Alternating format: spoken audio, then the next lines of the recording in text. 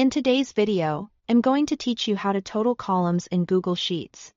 If you need a quick way to add up numbers in a spreadsheet, Google Sheets gives you a couple of very simple options. One is great for checking a total instantly, and the other is better when you want the total to appear inside the sheet itself so you can keep using it later.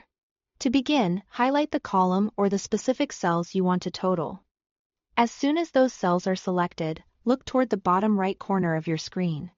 You'll see a small box that says Sum, followed by the total value of the cells you selected.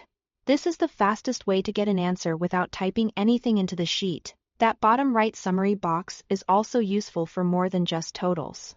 If you click on it, you can switch between different quick calculations, like the average, the minimum value, or the count of selected cells. So if you are reviewing data and just need a fast summary, this can save you time. If you want the total to actually appear in your spreadsheet, the next method is the one to use. Click the cell at the bottom of your data where you want the total to go.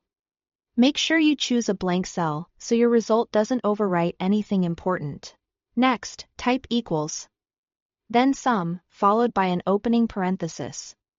After that, highlight all the cells in the column you want to total. Google Sheets will automatically insert that cell range into the formula for you. If you prefer, you can also type the range manually.